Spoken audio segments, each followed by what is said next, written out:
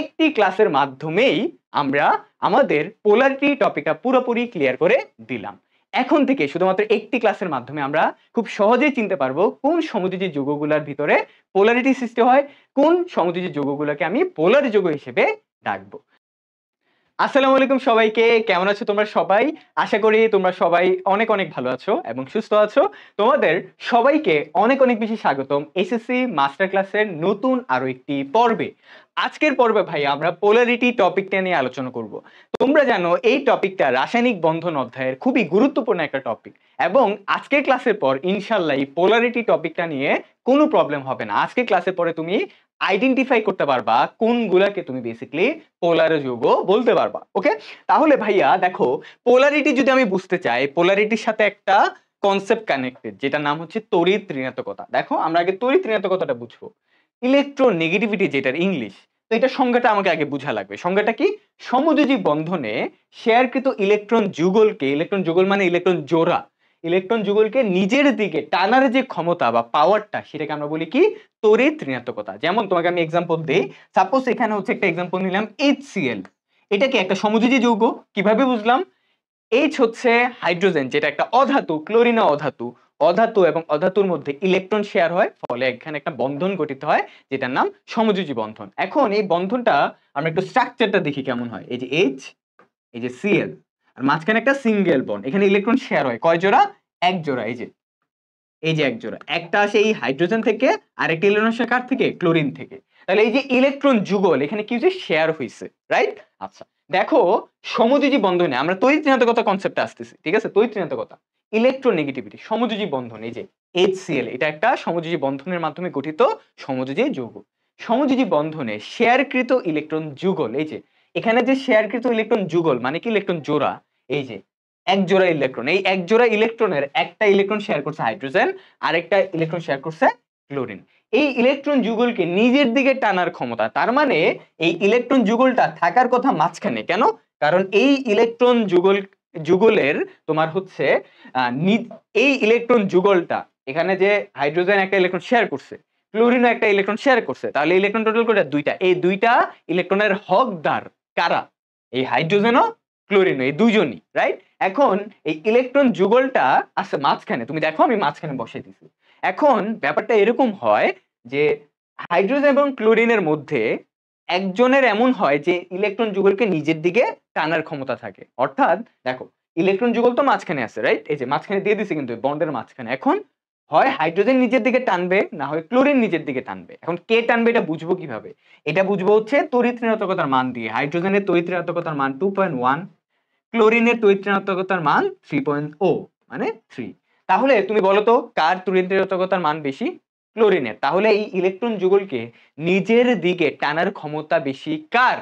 ক্লোরিনের। তো যার কারণে এটা হয়, দেখো যার কারণে যেটা হয়, যেখানে যে ইলেকট্রন যুগলটা আছে, ইলেকট্রন যুগল, এই যে এখানে যে ইলেকট্রন যুগলটা থাকার কথা মাঝখানে, মাঝখানে কেন থাকার কথা? কারণ ও একটা ইলেকট্রন শেয়ার করছে, ক্লোরিন একটা ইলেকট্রন শেয়ার করছে, দুইজনেরই হক তো এখানে সেমই। ইলেকট্রন যুগলকে পাওয়ার সম্ভাবনা হাইড্রোজেনেরও যেমন ক্লোরিনও এমন হওয়ার কথাটা ছিল, কিন্তু তড়িৎ ঋণাত্মকতার মান ক্লোরিনের বেশি। অর্থাৎ ইলেকট্রন যুগলকে নিজের দিকে টানার ক্ষমতা ক্লোরিনের বেশি, তাই ইলেকট্রন যুগলটা কার দিকে যাবে? ক্লোরিনের দিকে। ফলে ব্যাপারটা এরকম হয়। এই যে দেখো, আগে ছিল মাঝখানে, কিন্তু ক্লোরিনের তড়িৎ ঋণাত্মকতার মান বেশি, তো দ্যাটস ওয়াই ইলেকট্রন যুগলটা ক্লোরিনের কাছে চলে গেছে। তো এতে করে একটা কাহিনী ঘটছে। কি কাহিনী? দেখো, যখন এক জোড়া ইলেকট্রন ক্লোরিনের দিকে গেছে, তখন ক্লোরিনের মাথার উপর একটা চার্জ তৈরি হয়েছে, সেটা কি? Minus charge. এখন তুমি মাইনাস চার্জটা আগেও পড়ছো কোথায় বলো তো? আয়নিক বন্ধনে। আয়নিক বন্ধনে দেখছো যে সোডিয়াম আর ক্লোরাইড, সোডিয়াম আর ক্লোরিন মিলে সোডিয়াম ক্লোরাইড যখন গঠিত হয়, সোডিয়াম একটা ইলেকট্রন ত্যাগ করে, সোডিয়ামের উপর প্লাস সৃষ্টি হয়, ক্লোরিন একটা ইলেকট্রন গ্রহণ করে, ক্লোরিনের উপর মাইনাস সৃষ্টি হয়। এখানে এখানে যে বন্ধনটা ক্রিয়েট হলো সেটা আয়নিক বন্ধন। এখানে ইলেকট্রন লেনদেন হয়েছে, ইলেকট্রন পুরোপুরি দিয়ে দিছে সোডিয়াম, ক্লোরিন ইলেকট্রন পুরোপুরি নিয়ে নিছে। এখানে ক্লোরিন কি এক জোড়া ইলেকট্রন পুরোপুরি নিছে? নেয় নাই। এখানে এক জোড়া ইলেকট্রন ক্লোরিন শুধুমাত্র নিজের দিকে টেনে নিছে, পুরোপুরি কিন্তু নেয় নাই। যেহেতু ইলেকট্রন যুগলটা ক্লোরিন পুরোপুরি নেয় নাই, দ্যাটস ওয়াই তার মাথার উপর মাইনাসের পাশাপাশি একটা আয়ন সৃষ্টি, একটা নতুন একটা এই যে মাইনাস আয়নটা সৃষ্টি হওয়ার পাশাপাশি এই মাইনাস আয়নটার সাথে নতুন একটা টার্ম যুক্ত হয়েছে, যেটাকে আমরা বলি ডেল্টা মাইনাস। এক জোড়া ইলেকট্রন ক্লোরিন থেকে গেছে, তাই এখানে হয়েছে ডেল্টা মাইনাস। যদি 2 জোড়া হইতো তাহলে ডেল্টা 2 মাইনাস হইতো, যদি 3 জোড়া হইতো তাহলে ডেল্টা 3 মাইনাস হইতো। তাহলে বুঝতে পারছি এখানে তো ইলেকট্রন একবারে নেয় নাই, দ্যাটস এখানে ডেল্টা মাইনাস সৃষ্টি হয়েছে। এই ডেল্টা মাইনাসটা মানে বুঝাচ্ছে পার্শিয়াল নেগেটিভ আয়ন। এটাকে আমরা কি বলি? এটাকে তিনটা নামে ডাকা যায়। প্রথমে তুমি বলতে পারো পার্শিয়াল। পার্শিয়াল মানে কি? আংশিক। আংশিক, আংশিক কেন? কারণ পুরোপুরি তো নেয় নাই। পার্শিয়াল নেগেটিভ আয়ন বলতে পারো। 2 নম্বর বলতে পারো delta negative ion. Delta negative ion, এই যে ডেল্টা নেগেটিভ আয়ন। 3 নম্বর বলতে পারো, 3 নম্বর যেটা বলতে পারো পোলার আয়ন। কারণ ক্লোরিনের পোলে একটা আয়ন সৃষ্টি হয়েছে, যে দুইটা মেরু দেখো, এই মেরু এই মেরু, তো এই ক্লোরিনের মেরুতে একটা আয়ন সৃষ্টি হয়েছে, তাই এটাকে আমরা বলি পোলার আয়ন। কি বলতেছে ভাইয়া? Polar ion. এই যে পোলার আয়ন, কি বলতেছি? Polar ion. তাহলে 3 টাইপের আয়ন বেসিক্যালি নামকরণ এটাকে দিতে পারি: partial negative ion, delta negative ion, polar ion. Okay, তাহলে দেখো তোমার মাথায় এটা কোশ্চেন আসতে পারে, ভাই আয়নিক বন্ধনে দেখছি পজিটিভ নেগেটিভ আয়ন তৈরি হয়েছে, এখানে পার্শিয়াল নেগেটিভ আয়ন তৈরি হয়েছে, তাহলে পার্শিয়াল পজিটিভটা কোথায়? দেখো একজনের কাছাকাছি ইলেকট্রন চলে গেছে, ইলেকট্রন কোন চার্জ? নেগেটিভ চার্জ, তাই ক্লোরিনের মাথার উপর নেগেটিভ আয়ন সৃষ্টিটা হয়েছে। এখন ইলেকট্রন যার কাছাকাছি সেখানে নেগেটিভ আয়ন সৃষ্টি হয়েছে, আর ইলেকট্রন যদি দূরে চলে যায়, দূরে, এই যে হাইড্রোজেন, হাইড্রোজেন থেকে দূরে চলে গেছে, তাহলে তার কাছে ইলেকট্রন, তার কাছাকাছি ইলেকট্রন আছে? নাই। তাহলে তার মধ্যে কোন আয়ন সৃষ্টি হবে? ইলেকট্রনের বিপরীত, যেটাকে আমরা বলি পজিটিভ। তাহলে এখানে উৎপন্ন হবে পজিটিভ আয়ন। কিন্তু কথা হচ্ছে কোন পজিটিভ আয়ন? এটা হবে ডেল্টা পজিটিভ আয়ন। কি? Delta positive ion. এটা হচ্ছে ভাইয়া কি? Delta positive ion. কেন? এটাকে আমরা বলতেছি পার্শিয়াল ধনাত্মক আয়ন। কি? পার্শিয়াল ধনাত্মক আয়ন। তাহলে এটারও 3টা নাম দিতে পারি। প্রথম নাম এটাকে দিতে পারি পার্শিয়াল পজিটিভ আয়ন, আংশিক ধনাত্মক আয়ন যেটাকে বলি। কারণ হাইড্রোজেন তো পুরোপুরি ইলেকট্রনকে দেয় না, সোডিয়াম যখন পুরোপুরি ইলেকট্রনকে দিয়ে দেয় তখন তার মাথার উপর শুধু প্লাস থাকে। হাইড্রোজেন কি পুরোপুরি ইলেকট্রন জোরকে তোমার ক্লোরিন দিকে দিয়ে দিছে? পুরোপুরি দিছে না, পুরোপুরি বলতে একবারে তো দেয় নাই, মানে তার থেকে দূরে চলে গেছে। এর কারণে তার মাথার উপর ডেল্টা পজিটিভ আয়ন কি হয়েছে? সৃষ্টি হয়েছে। তাহলে এটাকে আমরা বলতেছি partial positive ion. Partial positive ion, অথবা বলতে পারি ডেল্টা। এই সংকেতটা কি? ডেল্টা। তাহলে delta positive ion, delta positive ion. আর লাস্ট, এটা যেহেতু এই মেরুতে উৎপন্ন হয়েছে তাহলে এটাও একটা মেরুর আয়ন, তাহলে যেটাকে বলি পোলার আয়ন। যেটাকে কি বলি ভাইয়া? Polar ion. ওকে, তাহলে মূল কথা, এই HCl এটা একটা সমযোজী বন্ধন। সমযোজী বন্ধনে ইলেকট্রন শেয়ার হয়, এই যে ইলেকট্রন যুগল, এই যে সমযোজী বন্ধনে শেয়ারকৃত ইলেকট্রন যুগলকে নিজের দিকে টানার ক্ষমতা, এই যে নিজের দিকে যে টানতেছে ক্লোরিন, এই টানার ক্ষমতার কনসেপ্টটাকে আমরা বলি কি? তড়িৎ ঋণাত্মকতা। এই যে হাইড্রোজেন এবং ক্লোরিন দুইজনেরই হকদার এই ইলেকট্রনটা, মানে হাইড্রোজেন আর ক্লোরিন দুইজনই এই ইলেকট্রনটা কি? হকদার। এখন ক্লোরিনের পাওয়ার বেশি, তড়িৎ ঋণাত্মকতার মান বেশি, দ্যাটস ওয়াই ক্লোরিন নিজের দিকে টেনে নিছে। টেনে নেওয়ার কারণে এখানে একটা ঘটনা ঘটছে। এটা হচ্ছে ক্লোরিনের মাথার উপর ডেল্টা মাইনাস আয়ন সৃষ্টি হয়েছে, আর হাইড্রোজেনের মাথার উপর ডেল্টা প্লাস, মানে প্লাস ডেল্টা লিখছে বা ডেল্টা প্লাস একই কথা, তো ডেল্টা প্লাস আয়ন সৃষ্টি হয়েছে। ফলে এখানে কি হয়েছে? ক্লোরিনের ওইখানে পোলার আয়ন সৃষ্টি হয়েছে, হাইড্রোজেনের এখানে পোলার আয়ন সৃষ্টি হয়েছে। এবং এখানে যে ঘটনাটা ঘটলো, এই ঘটনাটাকে আমরা বলি কি? পোলারিটি। এই ঘটনাটাকে আমরা কি বলি? পোলারিটি। তাহলে তড়িৎ ঋণাত্মকতার কারণেই বেসিক্যালি কি হয়েছে? এখানে পোলারিটিটা সৃষ্টি হয়েছে, বা পোলারিটি ঘটনাটা কি হয়েছে? দেখা গেছে। তাহলে আশা করি আমরা বুঝতে পারছি পোলারিটি ব্যাপারটা আসলে কি। এটা বেসিক্যালি সমযোজী যৌগের ক্ষেত্রে দেখা যায়। এটা বেসিক্যালি কি হয়? সমযোজী যৌগের ক্ষেত্রে দেখা যায় এই পোলারিটি ঘটনাটা। ঠিক আছে? নরমালি সমযোজী যৌগের ভিতরে প্লাস মাইনাস সৃষ্টি হয় না, কিন্তু যখন সমযোজী যৌগের মধ্যে পোলারিটি সৃষ্টি হয় তখনই এই যৌগগুলোর মধ্যে যে মৌলগুলো আছে, এই মৌলগুলোর উপরে পার্শিয়াল ধনাত্মক, যেটা দেখলাম পার্শিয়াল ঋণাত্মক আয়ন সৃষ্টি হয়। ফলে তারা শুধু সমযোজী যৌগ থাকে না, তখন সেটা হয়ে যায় কি? পোলার যৌগ। এখন তোমার মাথায় একটা কোশ্চেন আসতে পারে যে ভাইয়া 2.1 এখানে আর এখানে 3, বড় হইলেই কি তার দিকে ইলেকট্রন চলে যাবে? ব্যাপারটা এরকম না, এখানে একটা পার্থক্য থাকে। পার্থক্য দেখো, এখানে ক্লোরিনের তড়িৎ ঋণাত্মকতার মান 3, হাইড্রোজেনের 2.1, এখানে একটা পার্থক্য আছে। পার্থক্যটা কত? 0.9। এখন আমি তোমাকে একটা লিমিটেশন দেখাই দিব, পরে দেখাবো, একটু পরে দেখাবো যে কোন লিমিটেশন মানলেই পোলারিটি সৃষ্টি হয়। ঠিক আছে? একটা লিমিটেশন থাকে।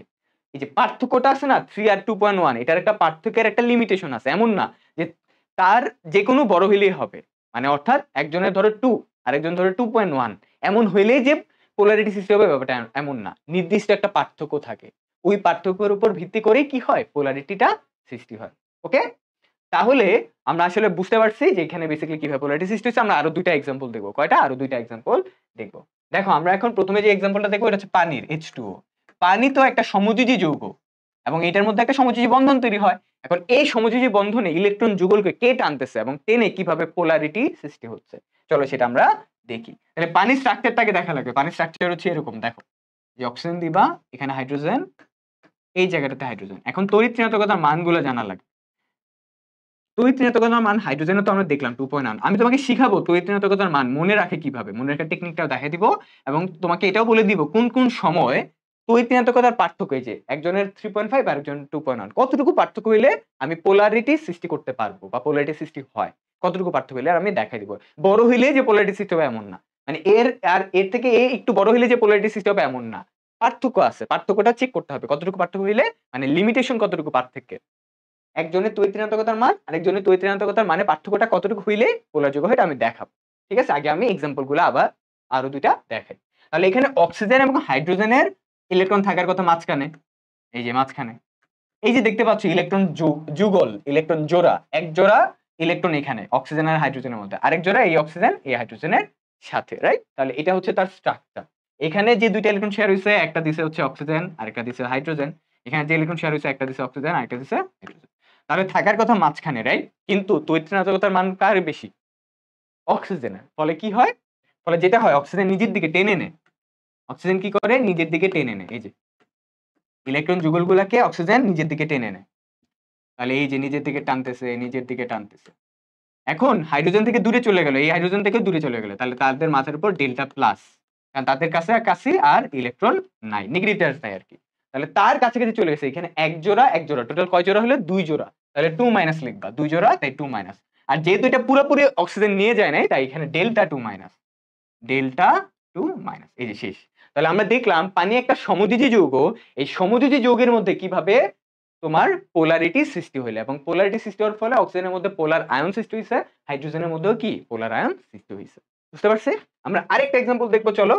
আরেকটা एग्जांपल হচ্ছে অ্যামোনিয়া NH3। অ্যামোনিয়ার एग्जांपलটাও দেখি। এখানে হচ্ছে তোমার নাইট্রোজেন, এটাও একটা পোলার যৌগ। চলো আমরা আইডেন্টিফাই করি কিভাবে এটা পোলার যৌগ হয়। আর এটা আইডেন্টিফাই করতে হলে তো আমাকে রেঞ্জটা জানা লাগবে, তড়িৎ ঋণাত্মকতার পার্থক্য কেমন হওয়া উচিত। এটা আমরা দেখবো একটু পরে, তার আগে আমি তোমাকে আগে থেকেই বলে দিলাম যে এটা একটা পোলার যৌগ।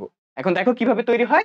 নাইট্রোজেনের তড়িৎ ঋণাত্মকতার মান 3, আর হচ্ছে তোমার হাইড্রোজেনের তো আমরা দেখলাম 2.1 আর এখানে 2.1। আর এটাও জানা লাগবে কার তড়িৎ ঋণাত্মকতার মান কেমন হয়ে থাকে, এটাও আমরা একটু পরে দেখবো। তাহলে ইলেকট্রন থাকার কথা এই যে মাঝখানে, এই যে মাঝখানে, রাইট? কিন্তু এখানে তড়িৎ ঋণাত্মকতার পার্থক্য বেশি দেখা যাচ্ছে কার? নাইট্রোজেন। তড়িৎ ঋণাত্মকতার মান বেশি কার? নাইট্রোজেনের। তাহলে পার্থক্য এখানে আছে যে 3 থেকে 2.1 বাদ দিলে 0.9। এটা হচ্ছে পোলার যৌগের রেঞ্জের ভিতরে পড়ে। মানে পোলার যৌগ হওয়ার জন্য বা পোলারিটি সৃষ্টি হওয়ার জন্য তড়িৎ ঋণাত্মকতার পার্থক্য যতটুকু হওয়া উচিত তার থেকে বেশি আছে, তাহলে এখানে পোলারিটি সৃষ্টি হয়। তাহলে এখন যেটা হয় যে মাঝখানে ইলেকট্রন যুগল থাকার কথা, কিন্তু যেটা হয় নাইট্রোজেন ইলেকট্রন যুগলকে নিজের দিকে টেনে এনে, কারণ তার নিজের দিকে টানার ক্ষমতা কি বেশি। এই যে নাইট্রোজেন কি করে? নিজের দিকে টেনে নেয়, কারণ তার টানার ক্ষমতা কি বেশি। তাহলে যেটা হয় ভাইয়া, এই যে ইলেকট্রন যুগলগুলো নাইট্রোজেনের কাছাকাছি চলে যায়, এই যে। তাহলে কয় জোড়া গেছে? 1 জোড়া 2 জোড়া 3 জোড়া, তাহলে 3 মাইনাস। তাহলে এখানে পুরোপুরি তো নেয় নাই, তাই ডেল্টা 3 মাইনাস। আর তাহলে এটা ডেল্টা প্লাস, এর থেকে 1 জোড়া গেছে, এর থেকে 1 জোড়া গেছে বলতে পুরোপুরি যায় নাই, কাছাকাছি গেছে আর কি, নাইট্রোজেনের কাছাকাছি, এই যে ডেল্টা প্লাস। তাহলে এই যে পোলারিটিটা এখানে সৃষ্টি হয়ে গেল, ঠিক আছে? পোলারিটি এখানে কি হয়েছে? সৃষ্টি হয়ে গেছে। তাহলে আমরা দেখলাম যে পানিতে কিভাবে পোলারিটি সৃষ্টি হয়, HCl এ কিভাবে পোলারিটি সৃষ্টি হয়, অ্যামোনিয়াতে কিভাবে পোলারিটি সৃষ্টি হয়, মানে তারা পোলার যৌগ। ওকে, তাহলে তোমাকে আমি এখন বলে দিব যে কেমন পার্থক্য হইলে তুমি বুঝতে পারবা তার মধ্যে পোলারিটি সৃষ্টি হচ্ছে এবং সেটা একটা পোলার যৌগ। তার আগে তোমাকে আমি তড়িৎ ঋণাত্মকতার মানগুলো একটু লিখে দিই। তড়িৎ ঋণাত্মকতার মান, ঠিক আছে? তড়িৎ ঋণাত্মকতার মানগুলো তো জানা থাকা লাগবে। তড়িৎ ঋণাত্মকতার মান, তাহলে দেখো এগুলো আমাদের একটু মাথায় রাখা লাগবে, না হলে আমি বুঝতে পারবো না যে কোনটাকে পোলার যৌগ বলবো, ঠিক আছে? তাহলে তড়িৎ ঋণাত্মকতার মানগুলো হচ্ছে, যেমন আমি এখানে আগে কোনগুলো লাগবে এগুলো লিখে দিচ্ছি: hydrogen, lithium, beryllium, boron, carbon, nitrogen, oxygen, fluorine. তারপরে হচ্ছে লিথিয়ামের নিচে সোডিয়াম, ম্যাগনেসিয়াম, অ্যালুমিনিয়াম, সিলিকন, তারপরে হচ্ছে তোমার ফসফরাস, সালফার, ক্লোরিন, এগুলারই লাগবে। এখন তোমাকে মনে রাখার টেকনিকটা বলে দিচ্ছি। তড়িৎ ঋণাত্মকতার মান মনে রাখার টেকনিক। আগে হাইড্রোজেনটা ফিক্স 2.1 মাথায় রাখবা। লিথিয়ামেরটা মাথায় রাখবা ফিক্সড, এটা হচ্ছে তোমার 1। আর সোডিয়ামটা মাথায় রাখবা 0.9। ওকে, তো তোমাকে বলে দিলাম হাইড্রোজেন, নিচে lithium, beryllium, boron, carbon, nitrogen, oxygen, fluorine, sodium, magnesium, aluminium, silicon, phosphorus, sulphur, chlorine. এখন তোমাকে কষ্ট করে মনে রাখতে হবে লিথিয়ামটা। লিথিয়ামটা পারলে বাকি সবগুলো বের করতে পারবা। কিভাবে? লিথিয়ামের দ্বিতীয় পর্যায়ে যে সকল মৌল আছে সবগুলার তড়িৎ ঋণাত্মকতার মান 0.5 করে কি হবে? বৃদ্ধি হবে। 0.5 করে কি হবে? বৃদ্ধি পাবে। কেমনে? লিথিয়াম 1 থেকে 0.5 বৃদ্ধি হলে কত হয়? 1.5। আরো 0.5 বাড়লে কত হয়? 2। আরো 0.5 বাড়লে 2.5। আরো বাড়লে কত হয়? 3। আরো বাড়লে 3.5। এই দেখো 4। তাহলে কত করে বাড়তেছে আলটিমেটলি? 0.5 করে, যে 1, 1.5, 2, 2.5, 3, 3.5, 4। তাহলে সবথেকে বেশি তড়িৎ ঋণাত্মকতার মান হচ্ছে মাথায় রেখো ফ্লোরিনের, যেটা হচ্ছে 4 সর্বোচ্চ। এরপরে সোডিয়ামের এই রাশিতে 0.3 করে বৃদ্ধি পাবে। কত? 0.3 করে বাড়ে, এই যে 3 নম্বর পর্যায়ে। তাহলে সোডিয়াম 0.9, তাহলে 0.3 বাড়লে কত হয়? ম্যাগনেসিয়াম হবে 1.2। অ্যালুমিনিয়াম 0.3 বাড়লে কত হয়? 1.5। সিলিকন 1.8। ফসফরাস 2.1। এতটুকু এসে একটু কষ্ট করে থেমে যাওয়া লাগবে, এই যে, কারণ ট্রিক্সটা এতটুকু পর্যন্তই খাটে। সোডিয়াম থেকে ফসফরাস পর্যন্ত 0.3 আকারে বাড়ে। 0.9, 1.2, 1.5, 1.8, 2.1 এতটুকু পর্যন্ত বাড়ে। এরপরে বাড়ে কত জানো? এরপরে 0.4 বাড়ে। অর্থাৎ এই যে 2.1 থেকে 0.4 বাড়াবা, তাহলে কত আসে? 2.5। এরপরে 0.4 না, এরপরে আবার 0.5 বাড়ে। এই যে 2.5 এর সাথে 0.5 যোগ করলে কত হয়? 3। বুঝতে পারছি? তাহলে হাইড্রোজেনটা মুখস্থ রাখা লাগবে 2.1, লিথিয়ামেরটা মুখস্থ রাখা লাগবে 1, আর লিথিয়ামের থেকে সবগুলো 0.5 করে বৃদ্ধি হয়। সোডিয়ামেরটা মাথায় রাখা লাগবে 0.9, সোডিয়াম থেকে সবগুলা যেতে যেতে যেতে ফসফরাস পর্যন্ত 0.3 বাড়বে। যে 0.9, 1.2, 1.5, 1.8, 2.9। এরপরে সালফারে গেলে 0.4 বাড়াবা, তাহলে 2.1 এর সাথে 0.4 যোগ করলে 2.5। ক্লোরিনে গেলে 0.5 বাড়াবা, তাহলে 2.5 এর সাথে 0.5 যোগ করলে 3। শেষ। তাহলে তড়িৎ ঋণাত্মকতার মান মনে রাখার টেকনিকটা বুঝছি। তড়িৎ ঋণাত্মকতার মানগুলো মাথায় রাখা লাগবে কেন? পোলার যৌগটা ফাইন্ড আউট করার জন্য। তাহলে চলো তোমাকে দেখাই দেই পোলার যৌগ আমার হচ্ছে মনে রাখার রেঞ্জ। পোলার যৌগ, পোলার যৌগ কেমনে বুঝবা কোনটা পোলার যৌগ হয়ে থাকে?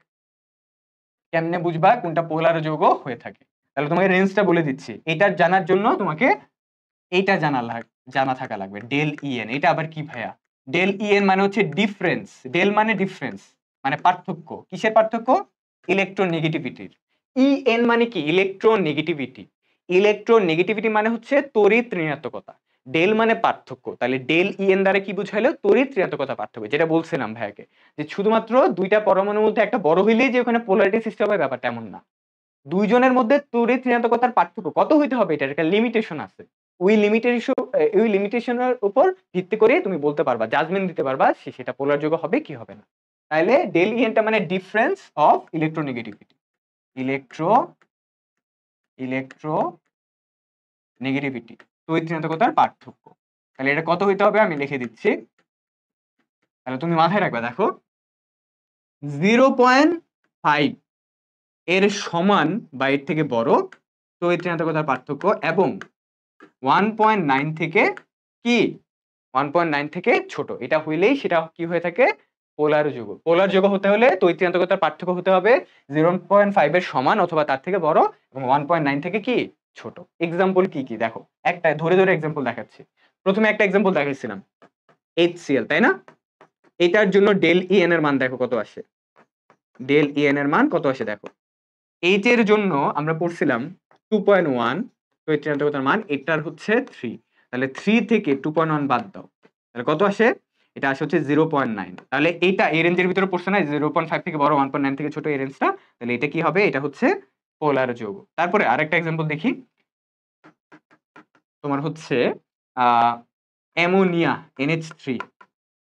NH3 টা দেখো, NH3 হচ্ছে ডেল ইএনটা কত হবে? নাইট্রোজেনের তড়িৎ ঋণাত্মকতার মান কত? 3। হাইড্রোজেনের কত? একটা হাইড্রোজেনের 2.1। তাহলে 3 থেকে 2.1 বাদ দাও, কত আসে? 0.9। এটাও তো এই রেঞ্জের ভিতরে পড়ছে, একটু আগে দেখলাম এই যে 0.9 টা এই রেঞ্জের ভিতরে পড়ে, তাহলে এটা একটা পোলার যৌগ। তারপরে দেখো আবার আসি, আরেকটা আসে হচ্ছে PCl3 এর জন্য।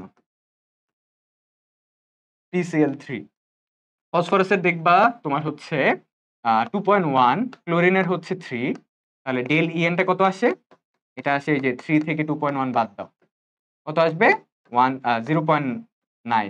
তাহলে এটাও তো এই রেঞ্জের ভিতরে বসে, তাহলে এটাও পোলার যৌগ। আরেকটা এক্সাম্পল দেখাই। আরেকটা এক্সাম্পল হচ্ছে অ্যামোনিয়া HCl, এটা পানিটা দেখাই H2O, হাইড্রোজেনের তড়িৎচুম্বকতার মান হচ্ছে 2.1, অক্সিজেন হচ্ছে 3.5। তাহলে ডেল ইএনটা কত আসে? এটা আসে হচ্ছে 3.5 মাইনাস 2.1, তাহলে কত আসে? 1.4। এই 1.4টা তো এই রেঞ্জের ভিতরে পড়ছে।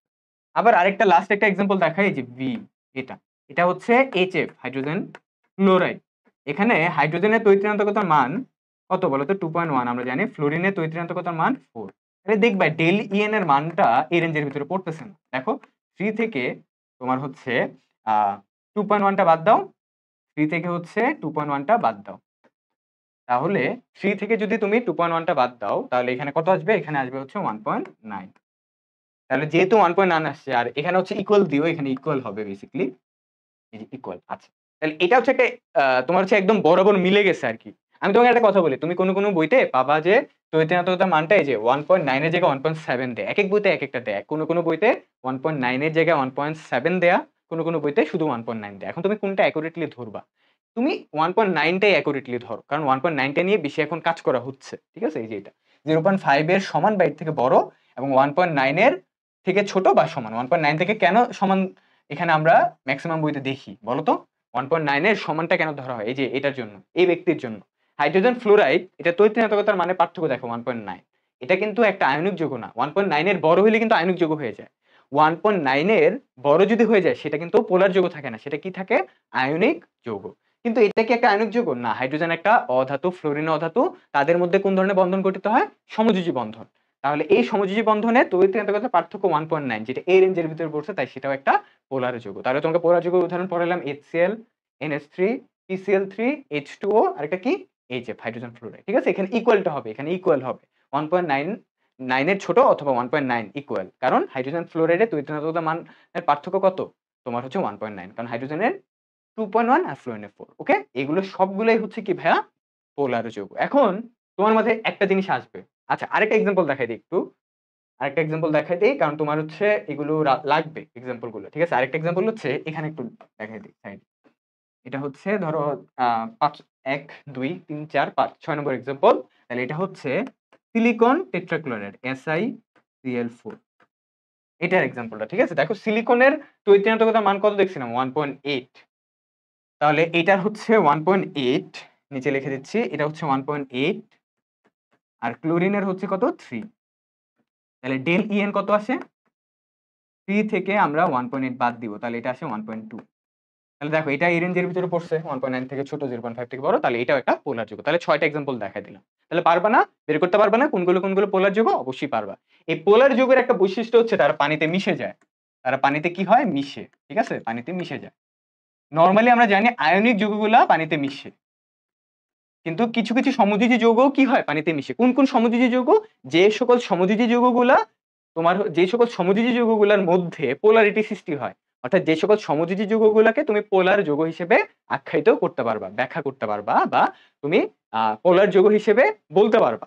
তো ওই সকল সমযোজী যৌগ যেগুলোর মধ্যে পোলারিটি সৃষ্টি হবে, যেগুলো পোলার যৌগ, সেগুলি শুধুমাত্র কি হয়? পানিতে মিশে। তাহলে এইগুলা হচ্ছে সব পোলার যৌগ, এগুলো হচ্ছে পানিতে মিশে যায়। কারণ পানিতে মেশার জন্য তোমার যেই যৌগগুলো আছে, ওই যৌগগুলোর মধ্যে যে মৌলগুলো আছে, ওগুলোর মধ্যে আয়ন সৃষ্টি থাকা লাগবে। এখন তুমি দেখছো যে এই পোলার যৌগগুলোর মধ্যে আয়ন সৃষ্টি হয় ডেল্টা মাইনাস ডেল্টা প্লাস, তো তারা অবভিয়াসলি কি হবে? পানিতে মিশে যাবে। ওকে, পোলার যৌগগুলো কেন তো পানিতে মিশে? কারণ তাদের মধ্যে আয়ন দেখা যায় পার্শিয়াল পজিটিভ, অর্থাৎ তোমার হচ্ছে আংশিক ধনাত্মক, আংশিক ঋণাত্মক আয়ন সৃষ্টি হয়, যেগুলো পানিতে মিশতে কি করে? হেল্প করে।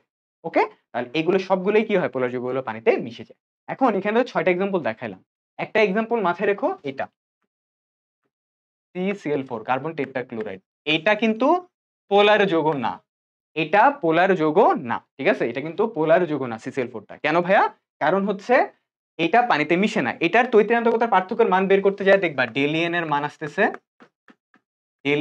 আসতেছে, তোমার যে এটা 3 আর এটা তোমার 2.5, তাহলে এটা আসবে হচ্ছে 0.5। এটা কিন্তু এই রেঞ্জের ভিতরে পড়ে। তারপরে এটাকে পোলার যৌগে ঢালবা না। কেন?